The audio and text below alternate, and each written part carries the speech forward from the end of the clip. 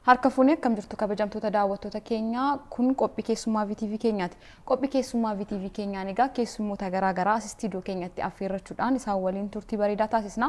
Har'as keessummaa tokko as istiidiyootti affeereen jira. Keessummaan koo guyyaa har'aa barreessaa kitaabota 3 barreessedha. Akkasumas egaa arfaffaan karaarraa akka jirus odeeffadheen jira. Keessummaan koo guyyaa har'aa kun egaa barreessaa Cabsii Taliilaa jedhama. Isa waliin turtii kanan taasisu ta'a. Haga xumura qophii keenyaatti nu waliin turtii yoo taasistan akka irraa barattan akka itti bohaartanis abdii guddaadha kan inni qabu. Qophii keenya irratti immoo yaada yoo qabaattan yaada keessan barreessuudhaan nu biraan gahuu dandeessu. Akkasumas immoo qophiileen adda addaa daddafanii akkasiin bira qaqqabaniif immoo chaanaala keenya subscribe gochuudhaan maatii keenya ta'uu dandeessu isiniin jecha qophicha waliin ana Ayyaantuu Baacaa ogeessota istiidiyoo hunda waliin ta'uudhaan isin waliin turtii kanan taasisu ta'a. Turtiin keessan nu waliin haa ta'u. Yeroo gaarii. Tole Cabsii baga nagaan dhufte. Tole baga nagaan nu eegdanii. Mee akkam ture daandii deemsi? Deemsi bareedaadha. Gaarii ture miti. Marfataadha bareedaadha. Hayyee. Mee bakka dhalootaa fi haala guddina kee irraa kaanu maal fakkaata ture? Ani kan inni dhaladhee Oromiyaa Tuulama keessatti gosaan warra Jaangalaan keessaa Liibanticha gadaatti warra Birmajiiti ogeessa Dabballeedha. Tole gamii maal fakkaata ture haalli guddina kee amma barreessaa kitaabaatiin kanan si beeku kitaabota inni barreessita kanaan dura akkas ture haalli guddina kee maal fakkaata ture? Egaa haalli guddinaa akkuma ijoolleen baadiyyaa tokko guddatanitti guddanne warra keenya loowwan tiksaatuma yoo qonni ga'etti immoo umurii qootuu dandeenyutti qonneetuma sanirra darbee immoo hawaasa keessatti waa hawaasni gaafa agarsiifatu waa gaafa jedhu kallattii adda addaatiin dhaamsa isaa gaafa dabarfatu ilmaan isaa gaafa barsiisu dhaloota irraa dhalootatti waan kaleessa warra isaaniitirraa dhaalanii bifuma afoolattiin dabarsaa dhufanii san akka dhuunfatti waan jaaladhuu fi miirri sunii fi haalli guddinaas dabalatee waanuma Oromoon kun fakkaatu karaa namatti naalaata jedheetiin yaada. Maatii kee keessaa isa kana laaleenii nama kana laaleenii kanani gara kanaatti dhufee gara ogummaa kanaatti dhufee namni jettu jira laata? Maatii keessaa haalumti warri keenya ittiin guddise kanaaf hamma ta'ina saaxileerra keessattuu abbaan koo waan gadaa wajjin wal qabatu sanirra darbee immoo jaarsummaa waan hangafaa quxisummaa nu lakkoofsisaa nu guddise. San wanni isarraa waraabbadhee jira dabalata immoo haalumti maatii keessatti guddannee fi ollaarraa sanirra darbee immoo taatee dhumtii fi haalli hawaasni Oromoo naannoon ani guddadheetitti jiru waan aartii keessattuu ogbarruu kanatti akkan foqoqna taasiseera jechuudha. Hayyee gaa'ee yeroo baay'ee keessumaa hiriyoonni keessi akka haasaanitti akkan odeeffadhetti jechoota itti fayyadamtullee kitaaba yeroo barreessitu baay'ee ciccimoodhaanis ilaaleen ture. Dubbistee illee irra deddeebitee yoo dubbistee malee namatti illee ulfaachuu danda'a dafee namaa galuuf jechuudha. Kuni mee eessarraa maddaa abbaa jechoota hedduullee jechuun si ibsu abbaa jechoota ciccimoollee jechuun si ibsu hiriyoonni kee eessaa fiddee mee kana? Ejjetiin isaa maaliin warri kaan isaa baraniiti? Citii addaa qabanatti hin fakkaatu garuu wanni sammuu koo keessa jiru wayiitu jira. Sunis wanni Oromoon ganama haalli jecha itti fayyadamu mataan isaa safuu isaa eeggate qaba. Dabalataan immoo uummanni kun loogni isaa loqonni isaa haala teessuma lafaati isaa ta'u haala gosa bakka adda addaa qubateen isaa ta'u jechoota ganama orijinaal ta'an qaba of keessaa. Jechoota sanitti keessattuu ogummaa aartiitirra ijoolleen jiran nama gameessota kana dura aartii tiksanii asiin ga'an isaa ta'u dhaloota amma aartii utubee sochoosaa jiru isaa ta'u harka caalu qixa hawaasni keenya itti dhimma bahaa ture sanaan fayyadamaan jiran. Wanti kun yeroo hedduu sammuu keessa naanna'a jechuudha. Dabalataan hawaasni keenya gaafa jiru isaa gaggeeffatu jechoota ofii isaatii ulfina qabanii fi jechoota gabbatoodhaan waa kan ibsatu jechuudha. San fayyadamuun natti tola. Dabalataan immoo shaakalaas waan hin guddadhee fi waan addaa itti dabalee irraa hir'isee osoo hin taane waan hawaasni dhimma itti bahu sana jireenya koo keessattis haa ta'u hojiileen hangatee hojjedhu kana keessattis haa ta'u yoon dhimma itti bahe gaariidha waan jedhu irraa ka'een wantoota akkasii godha. Garuu abbeentansaa hawaasuma bal'aa kana uummata Oromoo gola adda addaa jiru kana yoo ilaalte burqaadha jechaadha jechuun inni fayyadamu ulfaatadha. Ulfaatina qabu san dhimma yoo itti baane hojiin keenya sangasuma fudhatamummaa qaba jedhee waan amanuuf sanirraa akkumaatu jette hiriyoonni koo natti dhiyaatanii fi kallattii adda addaatiin wal barree jechoota koo yoo madaalan nan arga. Garuu hawaasa bal'aadha. Oromoodhumatu akkas fakkaata. Eeyyee jechuun kee baay'ee ciccimoodha. Namattis tolu immoo adda wayii kan fakkaatudha. Maatiin ati keessatti guddatte illee akkati akkas taatuuf yookiin immoo jechoota kan akkati filattuuf wanta godhan qabu yaadasumaan natti fakkaata miti. Obboloonni kee akkasii akkuma keedha. Moo garaagarummaa qabdu laata? Namni garaa tokko ba'eefis miti. Garaan haadhaa buburreedha akkuma jedhan. Garuu haalli itti fayyadama jechoota keenyas haa ta'u dabalataan sochiin maatii keessatti waliin guddannaa obbolummaatti irra darbee ollaa akkasumas immoo ani warra kiyya ilma afuraffaadha. San dura obboloonni na hangafanis ijoolleen quxisuunaa gadi jiranis haalli waliin guddina keenya tokko jechoota gaafa haasofnu akkaataa uunkaa fi duudhaa safuusaa eeggateeni yoo sanirra ceene maatiinis nutti hin dhiisa waan ta'eef ollaa keessatti haalli itti guddanni isaanuma jechaadha. San maatii koo qofa osoo hin taane uummatumti Oromoo bal'aan safuudhaan duudhaadhaan si kunuunsee si guddisa waan ta'eef waan sani osoo waa ittiin dabalan teekinooloojiin kun osoo hin borcin jechaadha. Akkuma jirutti yoo fiddeetoo waan hawaasni fakkaatu ittiin dalagde ulfaatina akkasuma qaba akkan dura siin jedhe jechuudha. Kanaaf qoodni warra keenyaa guddaadha. Maatiin gahee guddaa qaba. Akkasumas immoo mana barumsaatti yeroo barattus immoo miidiyaaleen adda addaa faayidaa guddaa qabu. Waan ati qabdu jabeessuu irratti jechuudha. Akkamatti mana barumsaa gadaanaatti sadarkaa gadaanaatti jechuudha. Miidiyaalee adda addaa keessatti hirmaachaa turte. Gaheen kee maal fakkaata ture? Gumiileen turanii jiru. Mana barumsaa gadiitirraa jalqabee hanga dallaatitti yookaan immoo yuunivarsiitiitti gumiileen adda addaa turanii jiru. Gumiilee san keessatti hirmaachaan ture. Qooda dhuunfaa kootii fudhachaan ture ijoollee hiriyoota keenya wajjin. Keessattuu gaafa kutaa gadaanadhaa gumii keessatti hirmaattu kan beektu naanna'uma keessatti guddatte dhalatte sanadha. Waa wal fakkaataa argita. Akka guddachaa deemtuun immoo aadaa hawaasa Oromoo gola biraa kana haala loqodasaa haala sirnasaa waan hedduu baraa dhufta jechuudha. Gaafa hawaasa keessatti guddatte naannoo keessatti guddattee fi Oromoo biraa kana walitti daatu immoo wanni ati itti jirtu kennaan si keessa jiru dabalatee haalli guddina keetii caalumatti hojiidhaaf si kakaasa. Hojii biraa akka hojjettuuf si kaadhima jechuudha. Kanaaf gumii keessatti hirmaachaa turre dhugaadha. Elementarii irraa haayiskuulii pireparaatoorii hanga dallaatitti jechuudha. San ittuma turre jechuudha. Na fayyadeera jettee yaadda? Hedduu baay'ee na fayyade. Keessattuu ofii kiyyaa keessatti akkan of barbaadu lammaffaa immoo dandeettii ciminni beekumsi ijoollee hiriyootatirraa barattu jira. Wanti hiriyaa kee keessatti of laaltu jira. San sirriitti of gulaaluu danda'eera jedheetii yaada. Barreessaa nan ta'a jettee yaadde beektaa? Ani waa barreessuun natti tola. Ijoollummaa kootirraa jalqabe gaafa haasaa fakkeenyaaf hibboo galgala jechuullee waannu taphoonni adda addaa haalli itti jedhamu jira. Dabalataan immoo barumsuma ammayyaa kanayyuu hawaasni keenya haala itti wal barsiisu jira. Haala naannoo itti si sakattaasisu jira. Haala uumama wajjin itti si wal barsiisutu jira. Sansanii waan afaaniin dubbatamu sana waa katabuu nan jaaladha yerooma sanayyuu. Dabalatee aadaa fi sirbootaan wantoonni gola Oromiyaa biraatirraa arginu sanirra darbee immoo ijoollee gola Oromiyaa kana wajjin gaafa walitti dhufnu wanti arginu sirni aadaan hawaasichaa barreeffame yoo ta'e bareedaadha inni jedhu sammuu koo keessa waan jiruuf barreessaa nan ta'a jedheellee yaaduu baadhu barreessuun qaba jedhee yaadaa ture. Har'a immoo kunoo barreessaa taateetta jechuudha. Akkasumatti fakkaata. Hayyee kitaabota ati barreessite keessaa gaa mucucuu isa jalqabaa bara 2008tti kitaaba asoosamaa barreessitee jirta.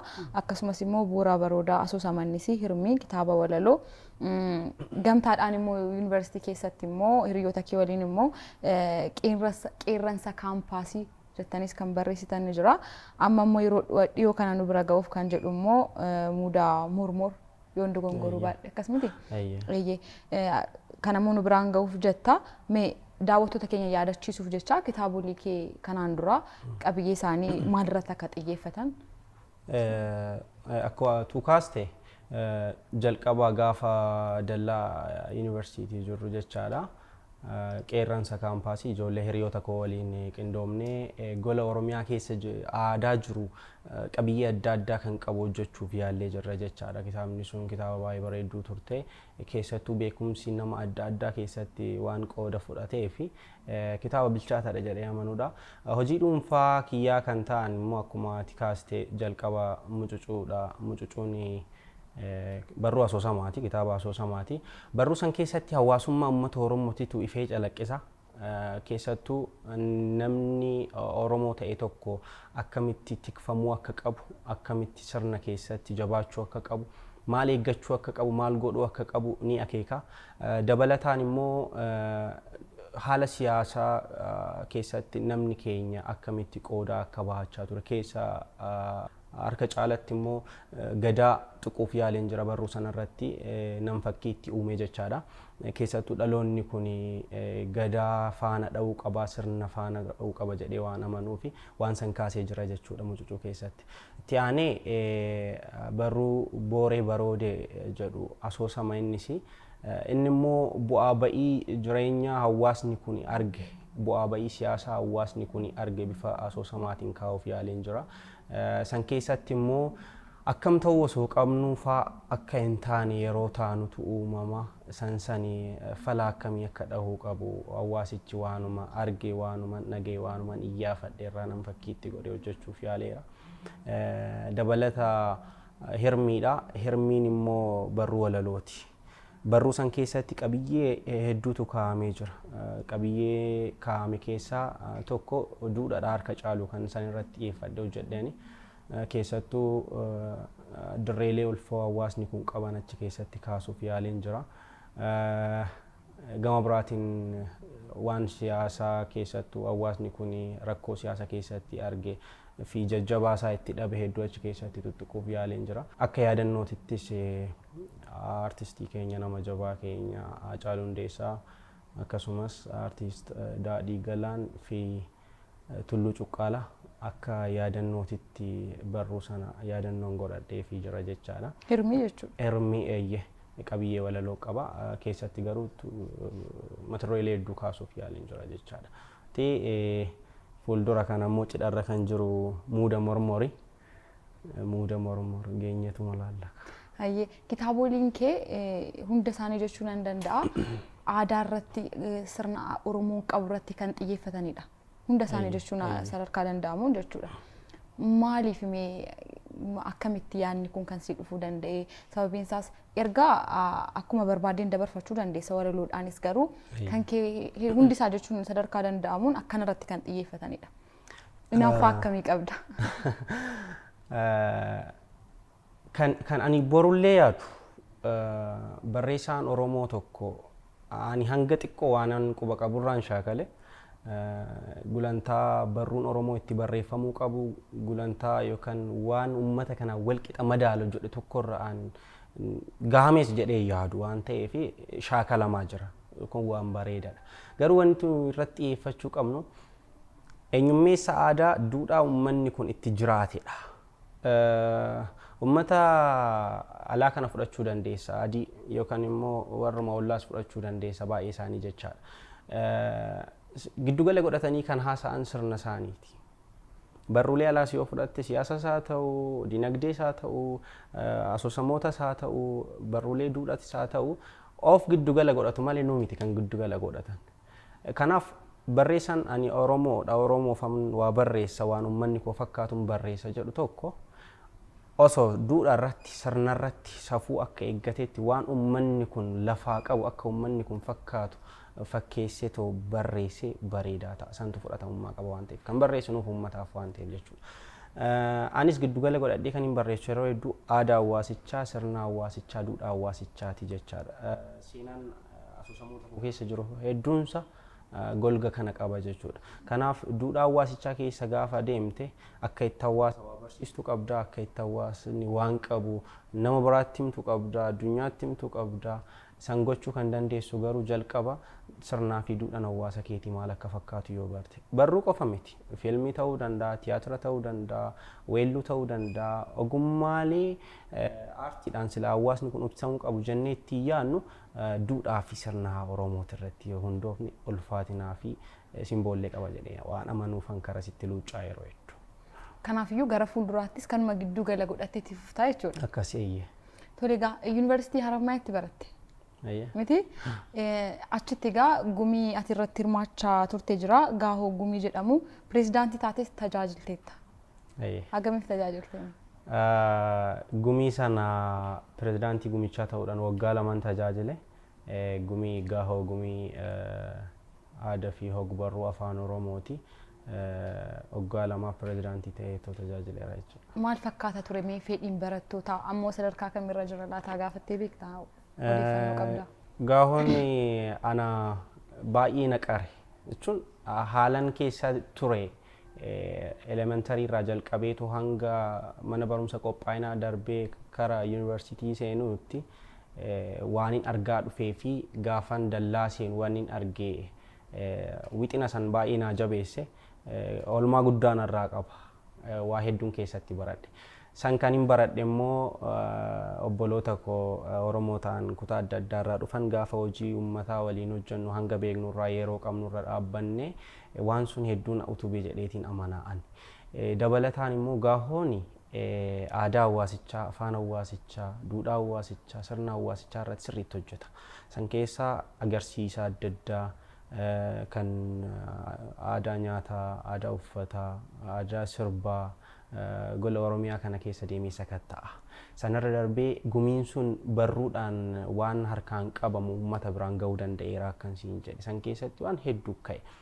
San qofa miti gaahoon dallaa sanaa ogummaa irrattis dhaabbatee barruu hojjetee qaba. Barruu hiika afaanii keessattuu Oromoo afran qalloo kana keessatti haalli loqodaa uummanni sun itti fayyadamu akkamitti akka itti tajaajilamuu qabu dabalatee immoo tajaajila wayii keessattuu karaa fayyaatiin an dallaa fayyaan bare sanas maxxansuu danda'ee jira. Jaalalli achi keessa jiru jaalala ajaa'ibaati. Obbolummaa ajaa'ibaan baradhe achi keessatti. Sanirra darbee Oromoo fi Oromummaan maal akka ta'an jabeessee na hubachiiseen jira. Ammas waan bareedatti jiru quban qaba. Walii yaafannee gasiis hiriyoota achi turanii fi amma itti jiran wal quba qabna. Gaahoon waan ajaa'ibaati. Nan yaadadha haala yeroo san keessa ture jechuudha. Yeroo baay'ee fayyaa warri baratan hin cimaa baay'ee yeroo jedhanii dhakananii dhaga'u. Ati immoo isin lamaan isaati kan wal bira deemsisaa turte akkamitti yeroo kan itti fayyadamaa turte sababiin isaas dargaggoonni hedduun yuunivarsiitii adda addaa jiran jiru waan ta'eef barumsa isaanii irratti kan isaan xiyyeeffatan yeroo baay'ee. Akkamitti lamaan isaa wal faana deemsisuu danda'u sababiin isaas karaa kanaas milkoofteetta achinis immoo barumsa keessatti murtee baateetta waan ta'eef akkamittiin lamaan isaa waliin deemsisuun kan danda'amu laata? Barumsi fayyaa kun in ulfaata jedhu saayinsii faranjiin barreessee namatti kenne dubbisuu si gaafata waan ta'eef sanirra darbee immoo dallaa san kan galte kaayyoo jabaan barattee eebbifamtee bahuudha. Waan maatiin keessi erges waan namni kamiyyuu sirraa eegu jalqaba irratti san milkeessuudhaaf dubbisuu qabda. Amala isaatiin barumsi fayyaa kun xiqqoo hin bal'ata waan ta'eef yeroo dheeraallee namarraa fudhata. Sanumarraa ka'ameeti natti fakkaata. Garuu barumsi ammayyaan ati waraqaa qabattee barreessitee qayyabattee ittiin eebbifamtu waan kee irraa si ittisaa yeroo waan kee itti laattee hojjechuu qabdu irraa si dhoowwa jedheetti hin amanuwan. Sababbiin isaa akkuma hojii idilee hojjettu akkuma hojii idilee irratti hirmaattu barumsi yeroo sanatti waan idilee keeti waan ta'eef san cinaatti immoo waan hojjechuu dandeessu hojjechuu ni dandeessa waan uummata kanaa gochuu nan danda'a akka dhuunfaatitti xiqqoo qooda xiqqoolee nan baadha jettee sammuu kee amansiisteennaan inuma hojjettaa jechaadha. Barumsicha barachaa cinaatti akkuma siin jedhe gumii sana keessatti hirmaachaa dabalataan immoo hojiilee dhuunfaa kiyyaa yoo san dura jalqabe gabbisaa irra deddeebi'ee qaacceessaa susukkuumaan ture yeroo dhuma jiru qoqqoodeetuma itti fayyadamaan ture jechaadha. Sanirraa ka'ee barumsicha si xumuree bahe. Kanaanis milkoofte. Waa katabuus shaakalee jechuudha. Kanaafiyyuu lamaan isaayyuu kaayyoo qabaana hin danda'amu. Hin danda'amu. Hayyigaa akkasuma gaatii akkuma jalqaba kaasee aadaa kanarratti sirna Oromoo kanarratti xiyyeeffachuu baay'een jaallatta. Magaalaa Bishooftuuttis illee akkasuma hiriyoonni kee kan dhugaa ba'an tokko tokko jechuudha. Sirni gadaa jalqaba ture sirriitti akka deebi'ee mul'atuuf hojiilee ati hojjechaa jirtutu akka jiranidha kanan odeeffadhe. Mee maal fakkaata inni akkasumas immoo hiriyoonni si deeggaran jiru kan kaayyoo kee kana deeggaran? Dhugaadha. Waan gadaa kana gaafa kaasnu bal'aadha jechuun beekumsa qorattee bira geessuun qabaattu sababiin isaa ummatichi tolfatee kan lafaa qabu itti jiraachaati jechuun gaafa umuriin kee heeyyamu waan heeyyamu keessatti itti jiraachaati gaafa umuriin kee heeyyamne immoo akka saayinsiidhaan akka dubbisnee maal jennu kana osoo hin taane maanguddoo yoo fudhatte gahee argisiin jedha. Waan arra barreessee yookaan sitti afaaniin dubbatee akkana goota yeroo akkanaatti akkana goota siin jedhu hin jiru. San jechuun maal jechuudha? Waan uummatni kun lafaa qabu tolfatee itti jiraadhuudha. Itti jiraattaa jechaadha. Kanaaf Bishooftuu keessattis akkasumas keessattuu giddugala kana keessatti waan sirnaa, waan gadaa, waan duudhaa, waan aadaa kana hiriyootuma waliin taanee kallattii adda addaatiin akka lafa qabatu waan xiqqoollee taatu gochaadhaan waan gochuu dandeenyu goone waan kaan immoo nama waliin illee haasofnee hubannaa qabsiisuu irratti xiyyeeffachaa turre xiyyeeffachaa illee jirra jechaadha. Sun immoo dhalootichi karaarraa akka hin maqnee fi dabalata immoo namni sirna isaa duudhaa isaa akka beekuu fi gadaan qabiyyee bal'aa qaba.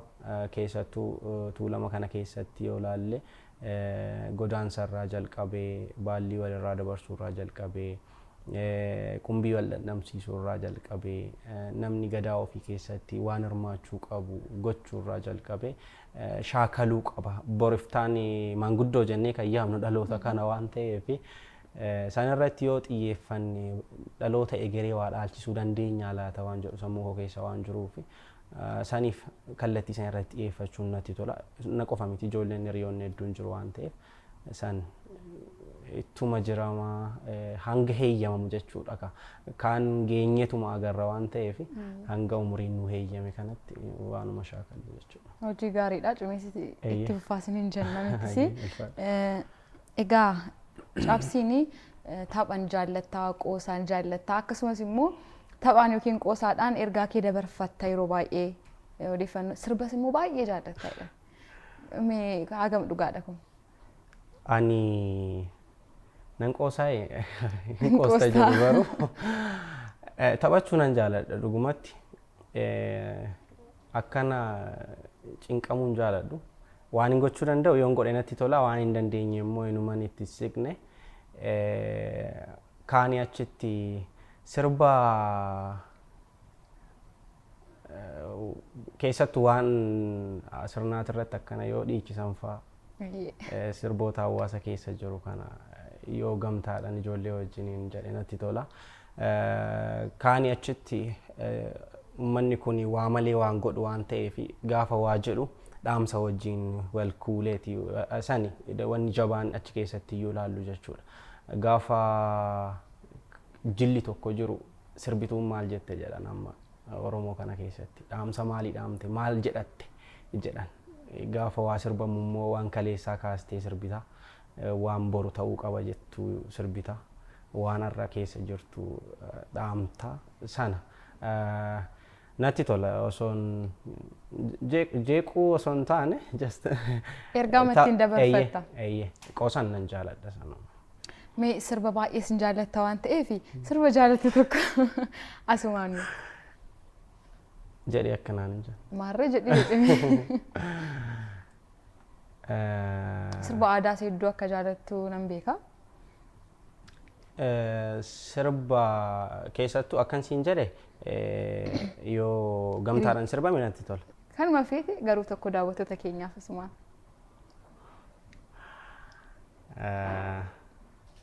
Tole. Dachee tana nan jaaladha. Waaqni cabsi ta'ee jedhee irratti na uume waan ta'eef waanuma Oromiyaa abbaan sirbichaa nan komatiniiti. Weellisaa waan hin taaneef sin komate yaada. Sirba qamar tokko hedduun jaaladha. Teessoo nagaa fannaan kan jedhu sana. Sagaleedhaan xiqqoo yaalte. Teessoo nagaa fannaan jeen Oromiyaa. Niigala feetiyaa biyya abbaa kiyya. Ilmi abbaa malee nalatu biyyaan qabaatan na boonsiftu. Armeetiyaa onneetiyaa anaafis Oromiyaa. Aadaa hayyuu geessa mara.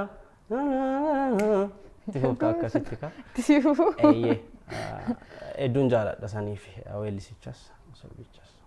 Ayyee baay'ee namatti tola. Akkati sirboota jaalattu odeeffadhee anis kanaaf kanan si gaafadhe.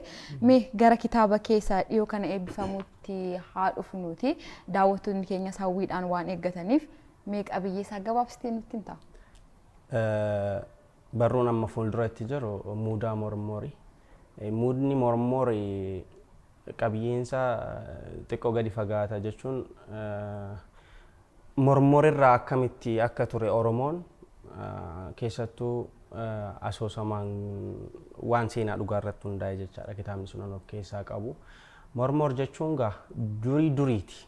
Akka Oromoon gaafa waan kamiyyuu jala hin jirre jechuun sirna isaa isa dhugaa sana isa sirrii sana gaafa harkaa qabu ofii harkatti jechaadha. Dabalataan immoo gaafa Oromoon tokkummaa isaa wal dhagahu wal kabaju ulfina guddaa waliifis laatu dhala isaatis tarkaanfachiisuudha ifaajaa ture sanatti jechaadha mormor. Gaafsan maal godhaa ture waan jedhu kitaaba keessatti tuqamuuf yaalee jira hanga ta'e jechaadha. Dabalataan immoo gaafa mormor Oromoon maal qabaa? Gaafa mormor Oromoon maal fakkaata? Gaafa mormor sochiin keenya akkamii waan jedhu kaaseen jira. Mormor kanatti iyyuu maal godhachaa turanii waan jedhu kitaabicha keessatti tuqeera.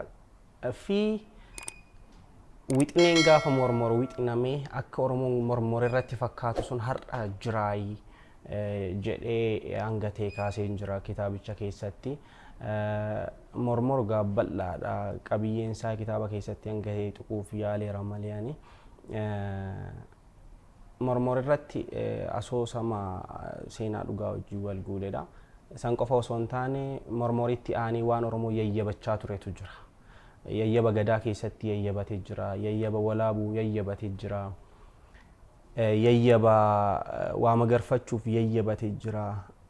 Yayyaba dirree ulfaalee isaaniitti yayyabatee jira. Yayyaba gammaa yayyabatee jira. Gootaa yayyabatee hedduu qaba. San keessatti nam fakkiitti godhee tuquuf yaalee jira. Hanga ta'e uummata fakkaata jedhee yaada. Egaa kitaaba barreessuun salphaa miti. Qorannoo hedduu gaafata. Kitaabni kee kun immoo kan aadaa irratti seenaa irratti kan xiyyeeffatedha. Akkuma tammannoo ibsaa turte. Mee hagam sitti fudhatee kitaaba kana akkas barreessitee xumuruudhaaf? Kitaaba kana yeroo hedduu ijaaree diigeera kitaaba kana jechuun kitaabni kun fuula bal'aa qaba ture. Garuu haala seenaa inni qabatee fi qabiyyee isaati irratti hundaa'e kitaaba kana iddoo lamatti addaan cabse. Inni ammoo hojjechuu deemu kun muuda mormorii san booda seenaa biraa kan qabu jira jechuun akki asoosamicha keessatti ka'e nam fakkii biraa uffateetu haalli itti jiru jira. Kitaaba kana xumura itti gochuu fi kitaabota koo lamaan si'anaa Booree Baroodee fi Hirmi kitaaba kana biraan hojjedhe. Kitaabni kun isaan lamaan iyyuu dursa ture. Yoon dogoggoruu baadhe toora waggaa 5 baatijja waan akkasiin itti fudhachuu danda'ee jira. kitaaba kanaan sodaachatiin kan inni jedhe jechuun waan uummataa tokko gaafa kaastu hanguma barreessuuf yaaltu waan dogoggoraa gaafa haasofte gaafa barreessite badii guddaa baata waan ta'eef jechuudha. Saniifan ijaarii diigaa ture. Iyyaafachaan ture kallattiidhaan maanguddoo dudubbisaa waan tureef waan isaan naan jedhan nan fakkiitti godhee hojjechuu irrattan ture. Saniifan yeroo narraa fudhate jechuudha. Sanirra darbee waan haala Hacaaluunis kaasaa ture waan kana dabalataan immoo Taliila Bulbulaafaas kaasaa turani siidaa dabballee haala farda siidaa dabballee sana kitaabicha keessatti bifa nan fakkii akka carraa ta'e carraa argadhee maatii warra sanaa dubbisuuf yaaleen jira. Carraa argadhee gaachana warra sanaatis lafa inni jiru arguuf yaaleen jira. Dabalataan warri sun warra erer kormaa kana gaara erer jechaadha. Naannoo sanatti muuda ture fi siidaa erer kormaa waan tokko tokko achi keessatti tuquuf yaalee jira. Haala Oromoon kun itti wal dubbisu, Oromoon kun itti wal quba qabaatu achi keessatti tuquuf yaalee jira. Taatee yeroo sanii nan fakkiitti godhee muuda mormor keessatti tuquuf wantoota akkasii iyyaafachuun yeroo narraa fudhate waan ta'eef toora waggaa 5 ji'a 6 naannoo sanarraa fudhachuu yaala. Kanaafiyyuu seenaa sirrii bifa asoosamaadhaan bira gahuuf jettaa jechuudha. Yoo maa eegnu mee? Muudni mormoree guyyaa murtaa'eef yoo jira. waaqni jedhe eeyyee murteessinee jirra.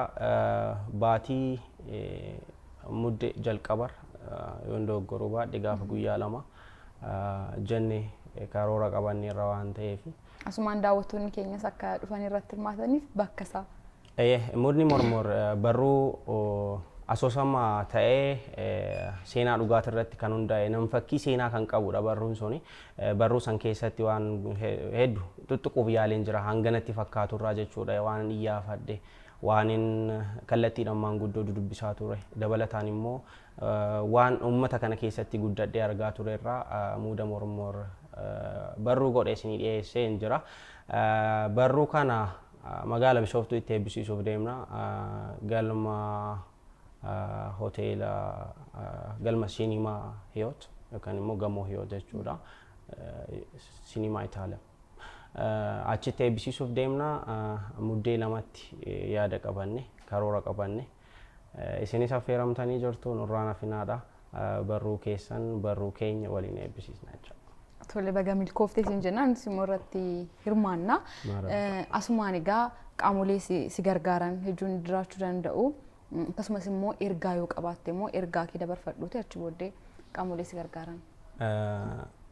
Ergaa ani qabu ergaadhuma obbolummaati keessattuu Oromoo ofiin jedhuun jechuun waaqni Oromoo godhee Oromoo keessatti uumee Oromummaa uffatee jiruuni waan Oromoon fakkaatu yoo hin fakkaanne ga'aadha. Wanti hedduun karaarraan nu maqsu yeroo hedduu Oromoo fakkaachuuf gaafa yaallu eenyummaa hawaasni keenya qabachaa bal'aadha. Dacheen tuni uummata hangana gameessa kana uummata hangana beekaa kana ofirratti baatte Oromiyaani. Gola Oromiyaa adda addaa gaafa dhaqxe waan adda addaa agarta. Edaa akkana fakkaannaa si jechisiisa. San namoottuun immoo eenyuyyuu beeka. Waan Oromoon fakkaatu fakkaannan ga'aadha. Yoo xiqqaate Oromoo fakkaachuuf shaakaluu hin qabnu yaaluu hin qabnu sana. Gama biraa barreessitoota keessattuu ogummaa barruutirra ijoollee jiranii fi jajjabaan kaleessa akkaataa adda addaa keessatti barreessanii nu biraan ga'uuf yaalanii jiru waan hawaasa kana aarsaa adda addaa kaffalanii jechuudha. Tuqaa ogbarruun Oromoo kaleessa irra ture irraa duubatti akkan tarkaanfanneen sodaa qaba. Keessattuu giddugala godhannee wantoonni yeroo hedduu kaasnee barreessinu waan hawaasa kanaa ibsaa hin jiran jedheetiin yaada. Kanaaf barreessitoota dabalatee namni ogummaa aartii ogbarruutis haa ta'u aartii hedduu keessatti iyyuu waan Oromoon fakkaatu waan hawaasichi fakkaatu yoo hojjenne fudhatamummaa jabaa qaba. Dabalatee immoo hawaasaafis bu'aa guddaa qaba. Eenyummaa hawaasaafis faayidaa guddaa lafa keenya darbuu dandeenya waan jedhuun yaada. Kaanii achitti giddugalli keenya Oromummaa haa ta'u. Kan biraa hojii kana keessatti qaamoleen hiriyoonni koo jabaadhunaan jechaa turaniiru. Garuu ammas eebbifamee harka uummataa gahuudhaaf tumsi nama kamiyyuu na barbaachisaa yaadan horiidhaan barreessan Oromoo maan qabu jetteetuma akka duwwaa galtaa. Kanaaf waan dandeessanii waan garaaf qalbiin keessan yaade muudaa mormor cinaadhaan yoo dhaabbattan jaalalaa fi kabaja Oromommaatiin isin gaafadhaan jedhan. Tole galatoomii cabsii. Egaa milkaa'ii kana booddees hojiilee gurguddaa sirraa eegna. Hojiilee gurguddaadhaan immoo akka dhuftus abdii guddaa qabna. As dhufuu keef garuu guddaa galatoomi. Ayyee ulfaadha isinis dinqa keessanitti nawaamuu keessaniif fayyaa ta'aadha. Isinis nurraa nafinaa jenna. Ayyee galatoomii. Egaan kabajamtoota daawwattoota keenya qophiin keessummaa VTV keenya kan torban kanaa kan gammaatti daawwattan kana fakkaata ture. Nu daawwachaa nu waliin turtii taasisuu keessaniif guddaa isin galateeffachaa torbee yeroo wal fakkaataa keessummaa gara biraa waliin kan walitti deebinu ta'a. Haga torbanitti nagaan nuuf tura.